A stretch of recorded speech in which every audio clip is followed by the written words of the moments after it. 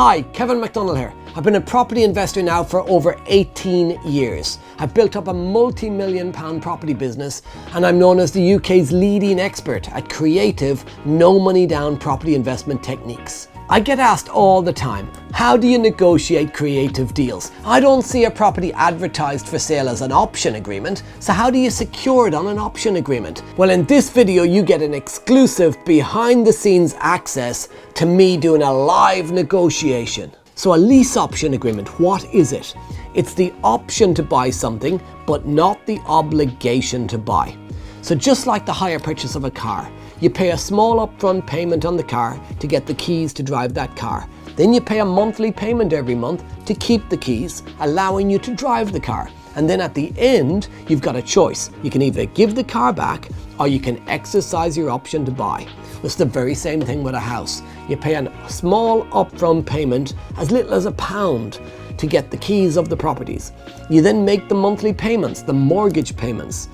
And then at the end of the agreement, you've got the final balloon payment, the outstanding mortgage balance. Now, depending on the equity, you'll work out as well when you'll pay them that equity bit. A little bit up front, maybe a little bit during the contract, and the remainder at the end. Giving you the keys today, the control of the property today, the cash flow today, and the long-term legacy bit later.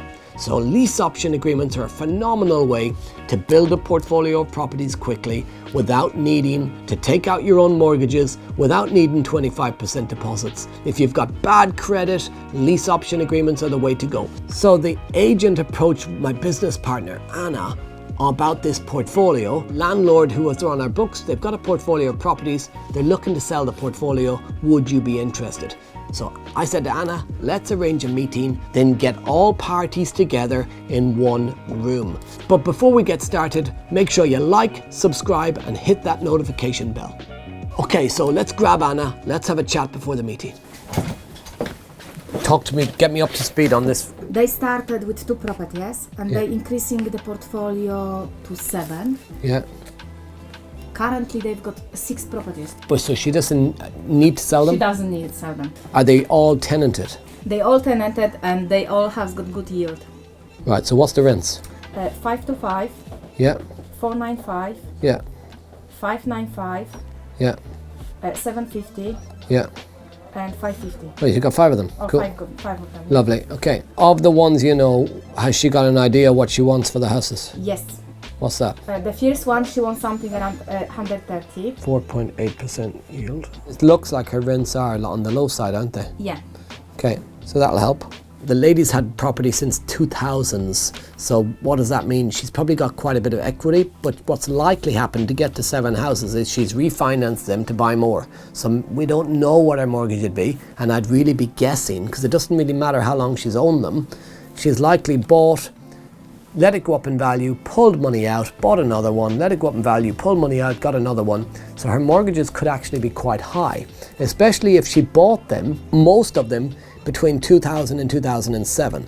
Because if she did, and she got 100% mortgages, or even worse, 110, 120, 125% mortgages, she might actually be in negative equity. So we've got to find out what that mortgage is, because it could be loads of equity, but it might actually be negative equity. Rents-wise, the rents are low, so she's put long-term tenants, which is great, but the rents are low compared to what we're getting for properties in those streets at the moment. So there's room to push the rents up. Now, you do not mention that in a negotiation, that you're planning to put the rents up, that there's room to put the rents up. If you do that, what's happening is you're increasing the price you're going to have to pay for the property. In terms of her prices at the moment, $29.15 per calendar month if you combine those 5. Now there's 2 others as well, so that number will change. But $29.15 per calendar month for all 5, that gives $34,980 a year rental income. But adding the 5 purchase prices of what she wants, her want price, not her need price, not her agreed price, her want price, which is kind of irrelevant, it's just a starting point, that's 645 grand with the rents they're currently on, and what she wants, that would leave us at 5.2% yield. In this area, that's not enough for me. We want to be north of 6% somewhere. So we're actually not that far away to try and get to 6% or even higher.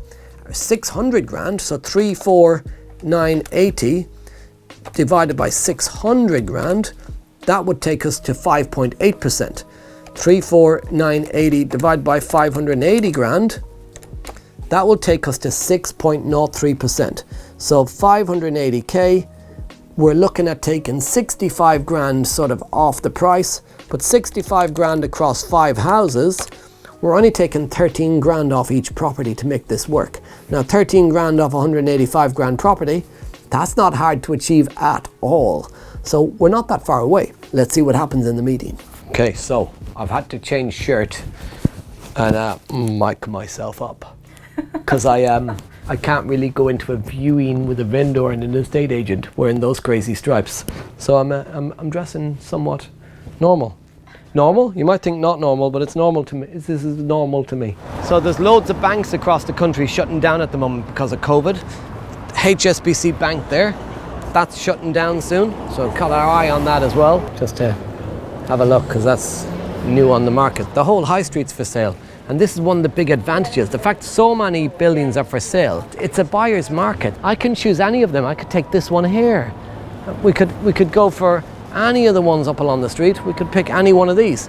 The seller doesn't have many options because not many people are looking at commercial buildings. Only investors are really looking at commercial buildings. The smart investor knows you can agree your price. You can work out a really good price. You can agree lease options. You can agree exchange delayed completions because the sellers are struggling to get rid of their buildings. I'd say there hasn't been this many of these for sale in years. Yeah.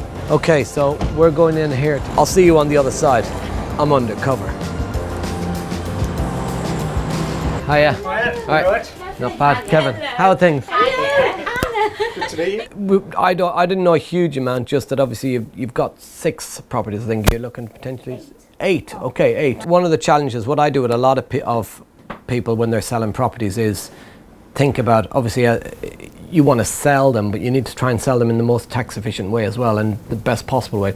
A lot of people are looking to sell property at the moment because of Section 24 and been affected by, you're aware of Section 24, I guess, are you, the tax issues? There's 2 ways that I can buy property. One is we can go in and try and buy it based on the current yield and make an offer that would work for us, but that offer wouldn't necessarily be as high as you might want, which is no point me, like, I wouldn't want to make an offer and then you go, geez, that's a waste of time. Yeah.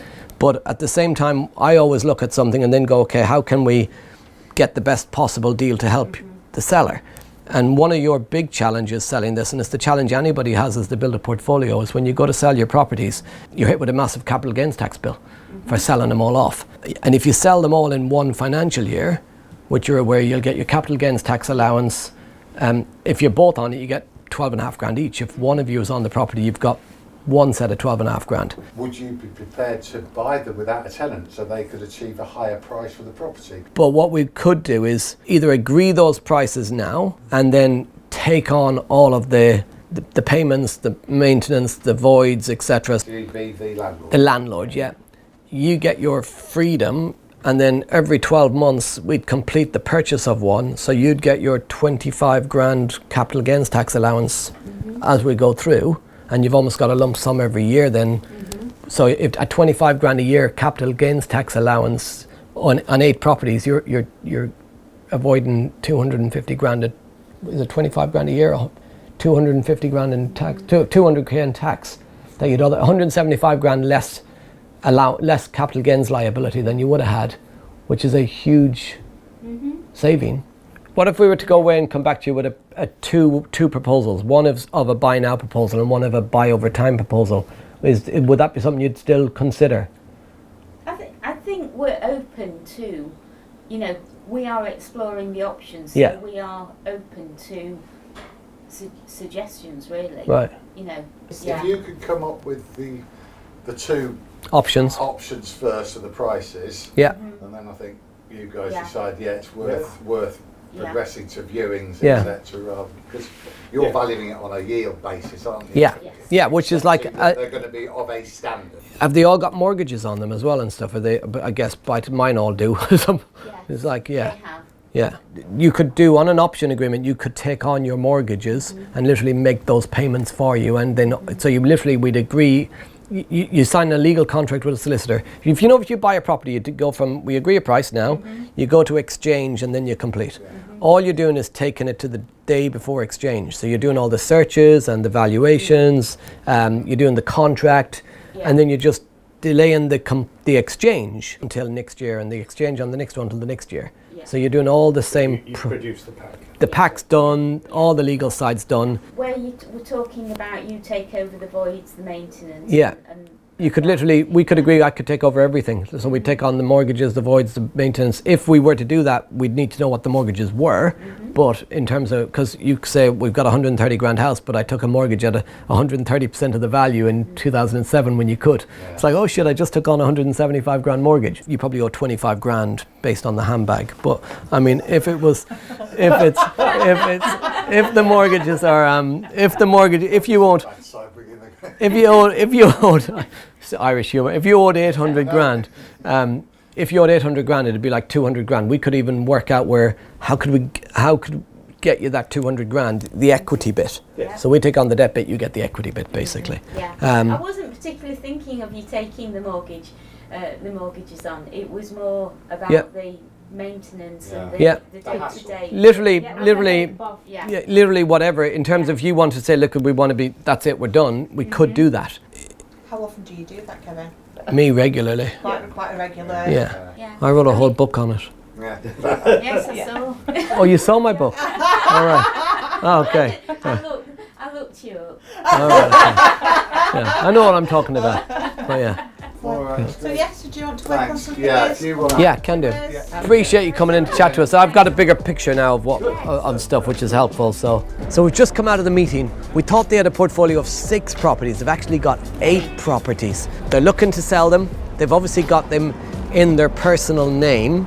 They were considering moving them into a limited company. They were considering moving to the partner's name, split between. Through me again. Sorry. Either moving them into a limited company or moving them into the partner's name, which means only one of them clearly has the properties in their name. So they're in her name. This is really good for us because if she sells them today, then there's only one set of capital gains tax relief, which is 12.5 grand a year. If they were in both names, her and her partner, they'd be 12.5 grand each. But if they sell all 8 today, that's 12.5 grand each today once. And they've got £1 million portfolio, probably about 700 grand of mortgage debt. So they've got around 300 grand of equity, let's say, 300k equity, 12.5 grand of tax-free allowance. So there's going to be a massive capital gains tax bill. Get them on an option, and I've mentioned the option. They're open to the idea. They want me to put an offer forward. I've even mentioned taking on the mortgages and paying the mortgage. She wasn't against that either. She's open to the idea. So big opportunity, but what we haven't mentioned in there and what I'll put in the offer is that while we put them on an option over the next 5, 6, 7 years, she can add her partner to the mortgage, meaning that when they do sell them, they'll benefit from double capital gains tax allowance. They'll get 12.5 grand each. So they'll get 25 grand per year rather than 12 grand in total by selling them all in one tax year. So we could pretty much completely write off their tax bill by structuring this deal in the right way. So what was also really interesting is the lady in the office said, have you done many of these lease option agreements? So obviously I said I have. I didn't just do some, I even wrote a book about it. The lady selling the property says, I know, I've read it, or I've got it. I've checked you out. So we've got the rapport, she's checked me out. The lady selling the properties knows I've written the No Money Down book. She's checked me out, so we've already got that sort of credibility. And that's one of the really important things about being trained as well. Because if you're trained, if you've been around the right people, if you've got links to like companies like Progressive, like myself, if somebody checks you out and you're on your own, then you're unlikely, or it's a lot tougher to try and get a deal done. But if you're linked to the right people, you got the right connections, then you got a much bigger opportunity to have that credibility, borrowed credibility, to position yourself as the expert. So we're back in the office. This is perfect scenario for a lease option agreement. They've basically said, go away, propose us a buy now offer and a buy later offer, and we'll decide which one we will take. Now, my buy now offer is going to be 25% below market value, so even if they say yes to it, we still win. And my buy later price, that will be the option agreement price.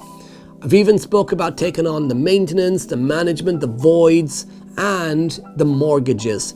And she said, oh, I hadn't even considered the mortgages. That really lit her up as well when I mentioned taking on the mortgages, because she doesn't want the hassle of dealing with lenders over the next few years. So taking all of that on an option agreement just means they can go to Spain, move on with their lives, no more stress, no more pressure, enjoy the sunshine, and they know they can do that and not have a huge tax bill.